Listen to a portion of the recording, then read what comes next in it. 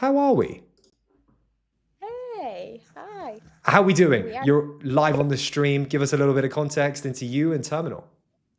yeah, sure. I mean, we are building a consumer tech ecosystem We globally. love it.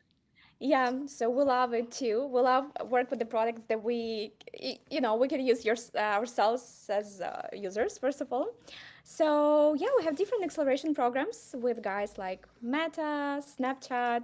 Uh, we try to really bring to the community the best expertise in direct to consumer, wherever it is, from brands like Spotify, Tinder, Bolt, so brands that we all love. Yeah, and partnering with different corporations and definitely investors to help startups, with their next big milestone to raise to be more, yeah, hopefully profitable in the future. Tanya, give me some context into like how Terminal 4 came to be, how you came in as CEO. Oh yeah, so basically a couple of years ago I joined Genesis, and that's all about this consumer tech expertise. Genesis is probably the largest company in Ukraine building the global B2C or like marketplaces brands like Headway, Better Me. So I joined like a startup program lead, and back then there was just only one program called Startup Academy, and that was together with Meta. We still having this program. We just launched yesterday another batch, and so yeah, we started to grow faster. Right now we're a spin-off from Genesis, but still have a great connections with the guys, and we have more partnerships, more opportunities for startups. We started to scale, so it just happened like with all of the startups because I think we're a startup ourselves. We are building the ecosystem, but we're still in this like mode when we're constantly experimenting, constantly like trying to find the market fit as well. So yeah. What's working right now for you? Like obviously Europe's on fire in every way, whether it's the Nordics, mainland Europe, the UK, Estonia. Talk to me about what you're seeing from this high level, given that you're an accelerator and see so many startups and talent. Yeah, I think I would definitely would love to talk about the consumer tech because Talk to me about consumer. because We're I back, think baby. We're back. yeah, because come on, finally, I'm so happy. It's just for people to understand the context. So the last year, 2024, we saw like 6% of all the money that we have and a hand of venture capital got to the consumer tech. So there was all completely like B2B building, everything vertical SaaS enterprises. And so this year, I think with the AI, it was, just a lot of AI native products coming to the market in the B2C space. And it's just a completely different story right now. So what we see is like the reason why it's happening. It's super simple because finally, thanks to the technology, we could feel like it really understand us as humans. So it's like talk to us as a human. Because before we were used to learn this machine language, like, we used to learn the keywords, tags, filters. So find something in this dumb scrolling, like long list of wherever you want to find, like buy the dress, book a trip or something. But right now, the technology, like the AI, enables us just to talk to our AI bro and ask to help us with something, to educate ourselves, to manage our personal finance, wherever it is.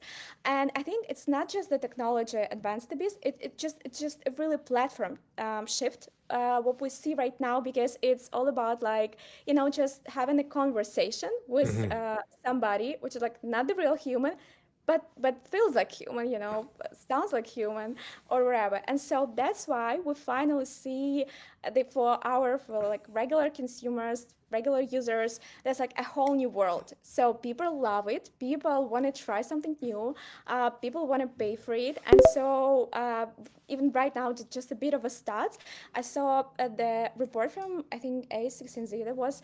So they compare like 20 months journey of B2B startup and the B2C AI native startup this year. And so it's like right now for the B2B startup, they usually they have the revenue of like 2 million ARR, right? And then B2C 4 million. So that was never before for a couple of years. But if we talk numbers, that really works. And right now, I think build in the consumer space, invest in the consumer space, it's totally make a lot of sense, even in terms of just, if you want to earn some money. So that makes sense to take a look at this space and this industry. The practical applications of consumer products, right? It feels like for such a long period of time, we just got great features out of the existing ones, and now you have. I'm sure you can speak to it more than I can because you're in the thick of it with these great companies that are coming out and actually building not just wrappers but useful products that one uses on a daily basis. For me, a great one right now is Nuzmark. We've had them on the show. We've had their CTO. We've had their CEO on the show. And it's a great product that's built inside of WhatsApp's and on top of Meta's ecosystem infrastructure. And it's Yeah. just useful. I use it daily. I want to interact with it. It gives me the feedback that I need.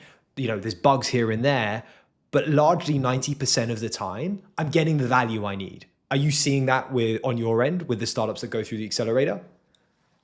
Yeah, yeah, definitely. And we were like, we really need to find and to work with those AI native products. And it was like, where they existing right now? How many of them in the market? And then we just onboard the new batch, and like Tanya, we where do you started like, find them? oh, it's actually I don't know. It's first of all word of mouth, right? So we have our alumni. They recommend us to other alumni. We partner up with different investors, with VCs, and sometimes those are startups from their portfolio. Sometimes those are startups who don't want to take money from them yet, but are like, we have a revenue, we're okay, we're profitable day one, and But they're being so courted. they would love to invest in them one day. So they would like to keep connections. So they send them to us. It's like help them with the grow, and then we will come back and maybe see maybe guys would be ready to take some money from us. So that's another thing. We are partnering with different ecosystem players across the globe, and especially with those who love B2B and we love B2C. So we're sending them all the B2B companies, and we're like send us those superstars in the B2C space. So just it's definitely like organically coming to us, because back then we work with Meta, right? So we love all this, performance marketing, everything. It worked really, but right now it just doesn't make sense. So we just go in and leverage the community that we have. It's just word of mouth currently. The alumni brings it in, the VCs sort of recommend it to go through the program. Mhm. Yeah. Okay. Consumer right now, given that there's so many products and anyone can quite quickly build a replica or a duplicate, Mhm. where do you get defensibility?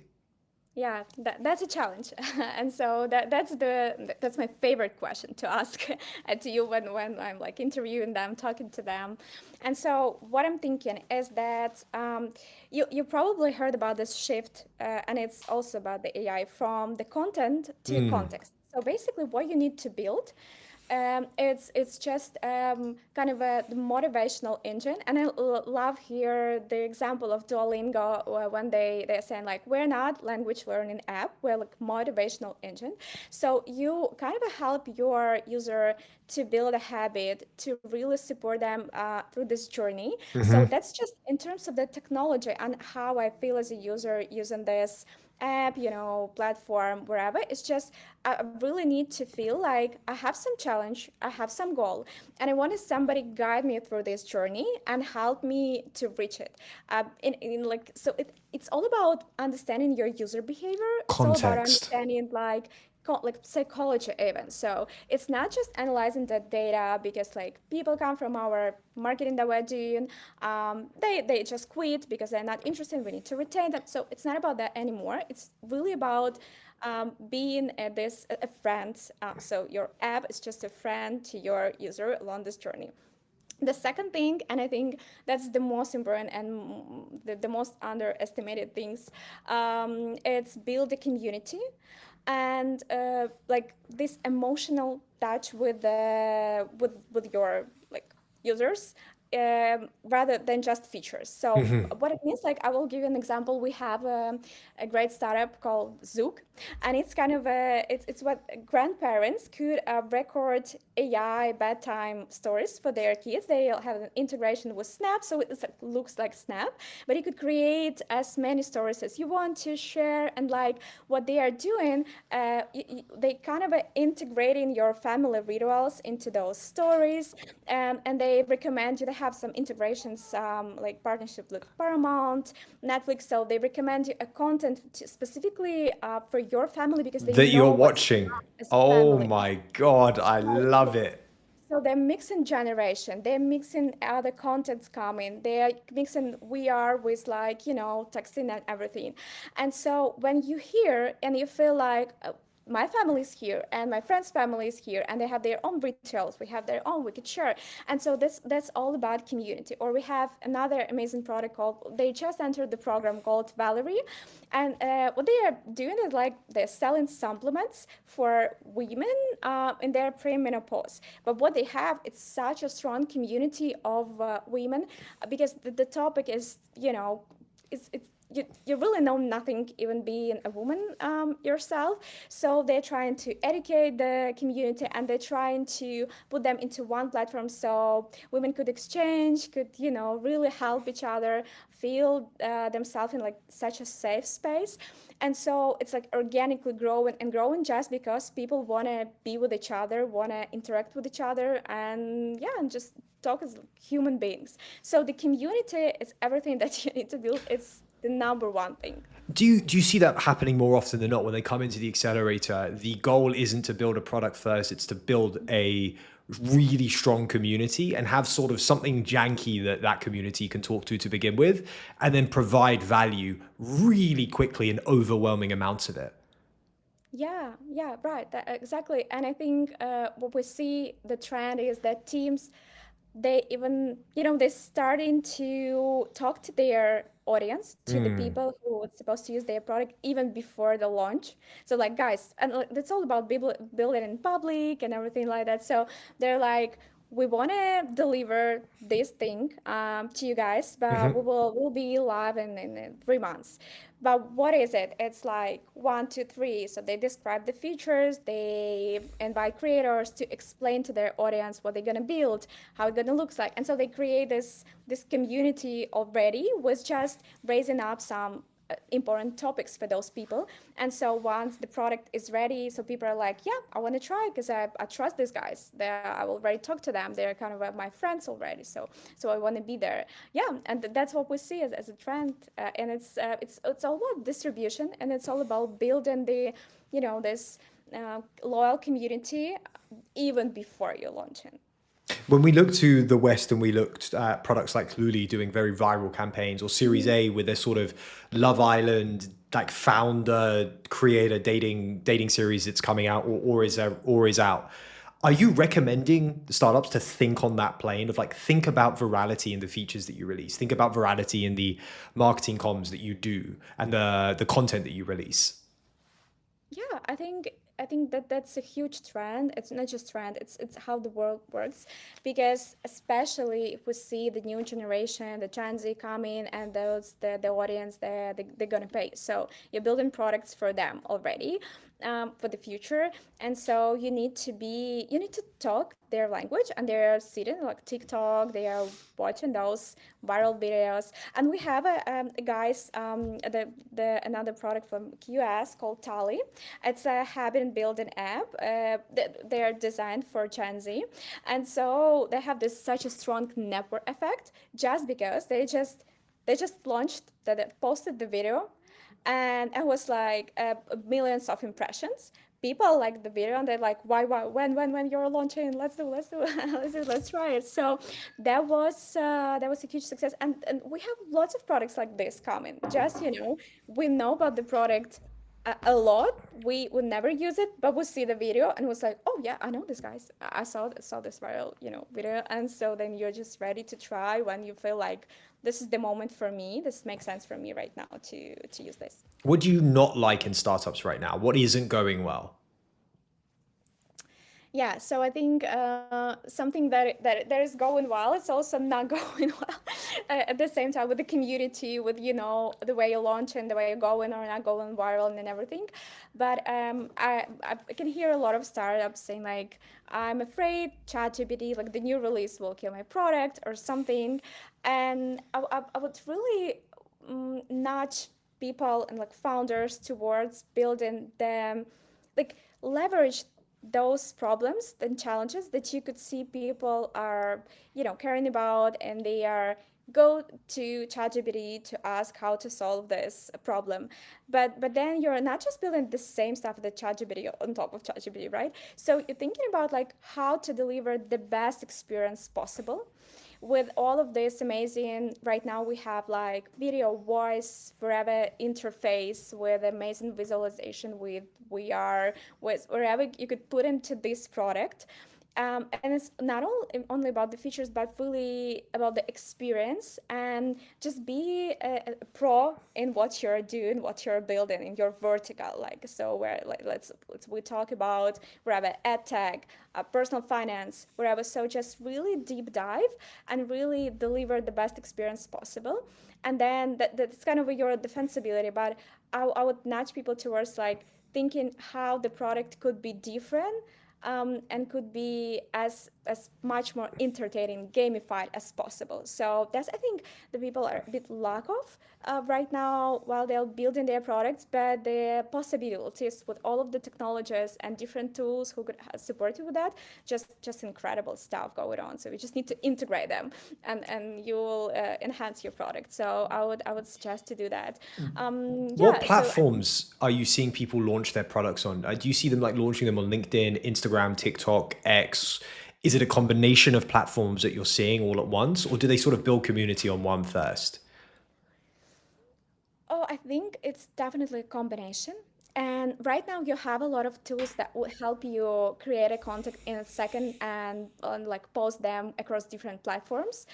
So we partner up with the guys called Superscale, and then it just they are really scaling fast. And so you could Oh, generate the a lot guys of. at Superscale, didn't they raise like 35 million for that? Yeah, they're amazing. Yeah, so we created content for like for different platforms, and like you just see like native content, and you just cross post it everywhere. So that's the best way. And if you're in the early begin and you really need to try different platforms, so why stop yourself from just testing it, and maybe double down on like TikTok if it's working for you, Meta, or I don't know, Snapchat, or then just X, wherever working for you. Just double down here, but try everything.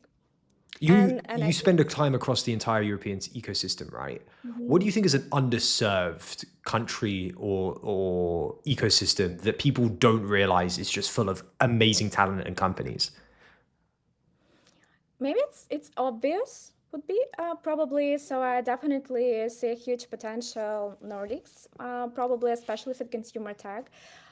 Germany, Berlin is booming with all of them martech ed tech solutions for Why? consumer. Why is that? It feels like everyone's congregated there. Yeah, I don't know. I don't know. I think they've done such a great job as a like building the ecosystem for years and years, and right now it started to just pay back. So that's where I see See, UK. I would have gone with the Dutch in Amsterdam for all of the marketing, like the Martech startups, right? But it just, yeah, you're right. It's just in Berlin. Yeah, yeah. And I think that would be a huge comeback. I'm from Ukraine. I'm the CE region, and I think that would be a huge comeback in terms of the consumer tech startups, because those like I don't know, Bolt, Grammarly, all of those companies that we love coming from these countries. And I think they've lost a bit this wave of the building and the consumer. I think the turn to B2B, especially like the Baltics countries, I see like the B2B stuff right now. But I think that will come back probably. And in this region, I think people just need to learn how to do the viral organic stuff. They're great at paid marketing, but really need to figure out like, for them how to like post a video on TikTok, how to build the personal brand. They're a bit shy. The founders, they're trying to like I'm not here. That's just a product. That's just a team. So I think with the US founders, like Western European founders, that never happened because they've been taught like you need to pitch, you need to present, you need to be proactive, you need to show yourself, sometimes show off, but like, and with like more Eastern and even Asian teams that we have, they're like super humble, they're shy. So, and it's this era, it's not for, people who would love to be shy and stay somewhere, behind. So yeah. Talk to me about the other side of the ecosystem, the relationships with investors, VCs, and that capital allocation and deployment. What are you seeing from that POV? Um, so what I'm seeing is that I think that like especially in the consumer space, as I said, right now there's a huge shift in terms of like companies. They are becoming profitable super fast. So we have a lot of products even in our community, and they're like 1 year, like 5 months to 1 year, already a couple of millions ARR. And so they have their own kind of a capital to reinvest, to scale, and they just need this growth kind of a blueprint strategies, hacks, how to crack it. And then if you're building a great product, you're not really wanting to go to the VC and ask for the round, especially in the early days. If you're building and having the great feedback from users and the revenue retention, so you don't really need capital to scale. Again, that was never before, because for B2C, you need this huge rounds for like marketing and everything, because you have nothing in the beginning, just an idea and like usually a super ambitious team. Right now, it's really not like that for great products. And so I think what investors supposed to do is just understand what's their value that they could bring to the team besides just giving them a check. Like, how could I support you? How could I connect you to all of those companies, to all of those amazing experts in your space to help you really grow faster? Because that's what companies are looking for. So like when startups come into us and it's like, we're working with a lot of investors across the globe, and they're like, yeah, nice, how are they gonna help us? And it was like, okay, so you see, so like, I don't know, Speed Invest, they're amazing in network effect. Maybe you want to hear from them something. So, we're selling sometimes VCs to the startups, and it's like otherwise vice versa. So yeah, just because if you're a lack of the capital, meaning you need to really fix something in your product and distribution. So yeah, so then probably there is no need in the capital. But I think for Series A and then for some growth stages, that's just something that you really need to grow faster, to really raise. I want to focus on the accelerator for a little bit. Can you walk me through the process of how this all works? So we enter in at the start. What do we end up getting out at the other end? Take me through the journey. Yeah, so basically, as I usually say, I will work with even if it's 18 years old, like kid or teen, we work with the mature people, as we see, like with their mindset. So we were not a kindergarten. So we usually were like, okay, so we have 3 months long journey. You will have your group partner. Usually it's like people from Terminal 4 team. So we know the ecosystem, we know the people we can connect you quickly with wherever you need, and we just put you together in one community.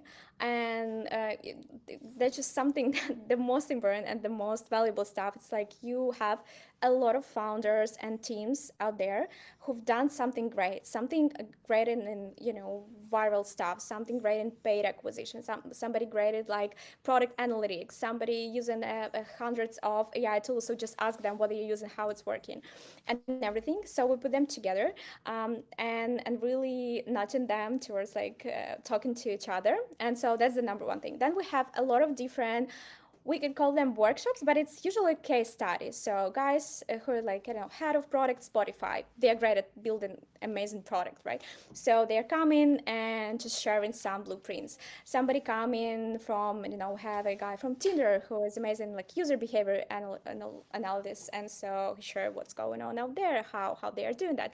And so we bring in people who really know how to do their job, and they could share with the startups what really working, and so they could learn from them. Then we have a lot of group sessions when founders meet each other, meet other experts, meet investors, and just really exchange or pitch, or they discussing something. So we just create the space, and they're helping each other right away. And we have a lot of one-on-one. So you could book session with any expert you want to. We have like around 100 of them on the platform, all connected to direct to consumer, space. And yeah, just ask some specific questions. So how do I build this? Wherever this quiz for my onboarding, and guys are just sharing how they done that. And yeah, and we can just constantly match startups with the investors. Plus, we see like a lot of requests like I need some friendly deals credits. I need some contacts to the client partner from, let's say, Cursor, from like Mistral, from whatever it is, for like Superscale, like PKI, whoever. So and then we connect the guys with the corporates as well, so they could kind of Lean on those yeah, credits.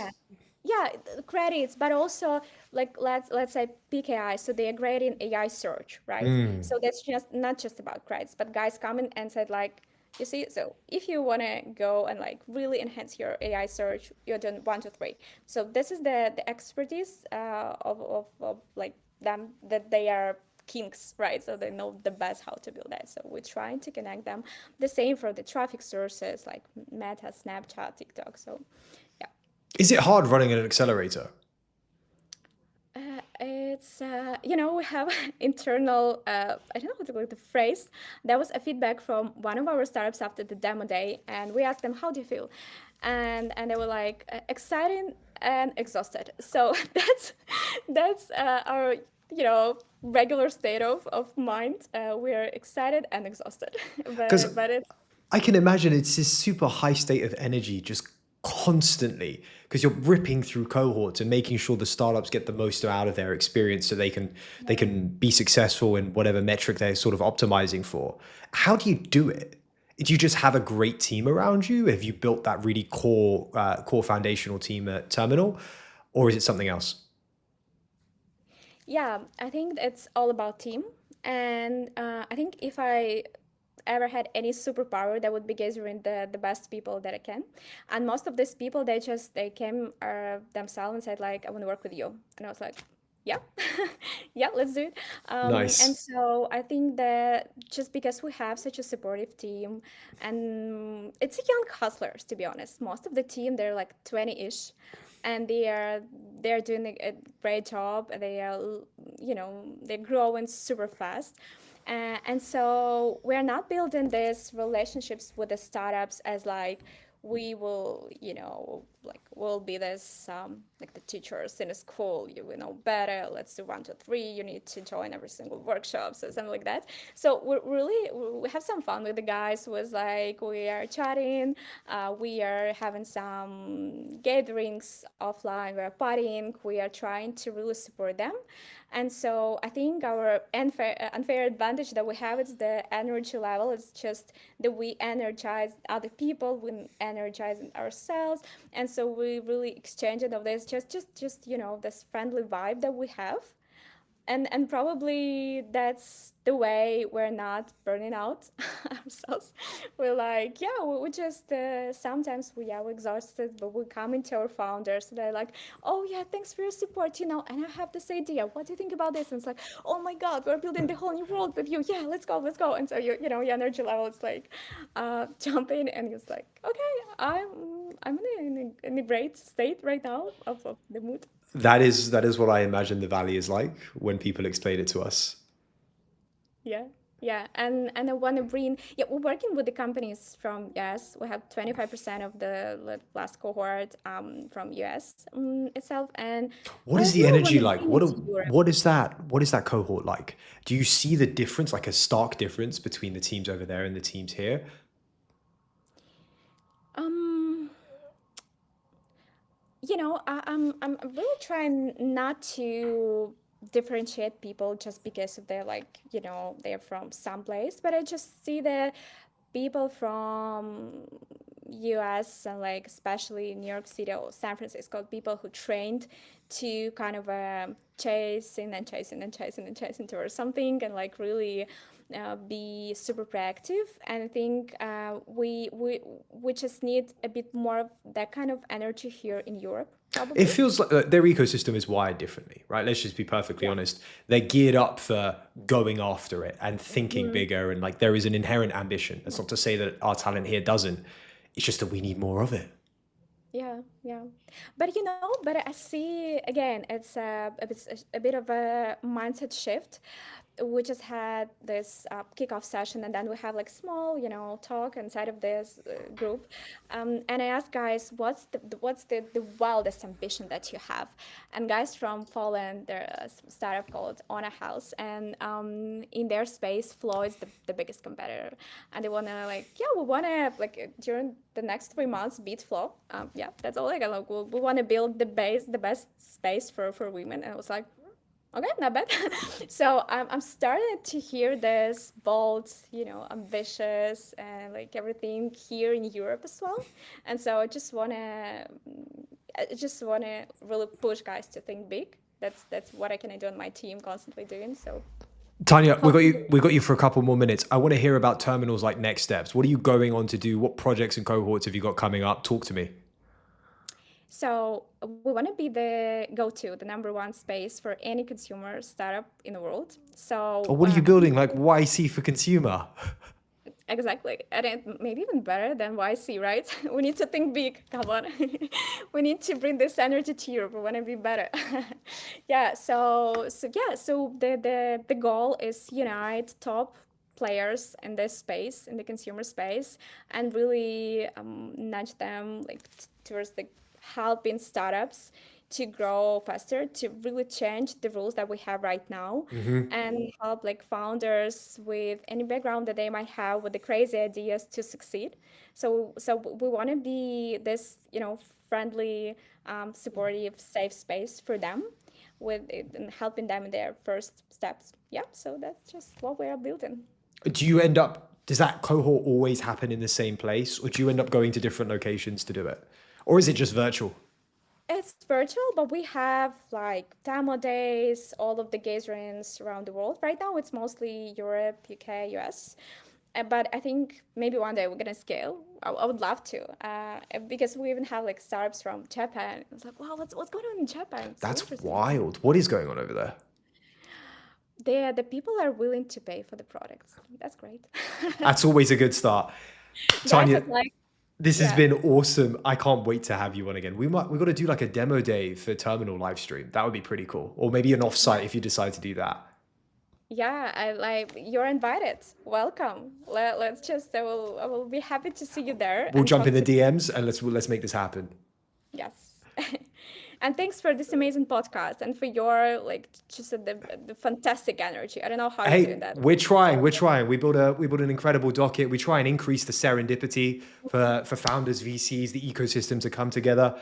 And look, we've got to put Europe on the map. We got to compete, and like now's the time, and it's full throttle. I have a goosebumps. I love that. Let's do Much it. Let's do appreciated. it. I'll see you soon. Thanks so much for the time. Great. Yeah, thank you. That was Tanya from Terminal 4.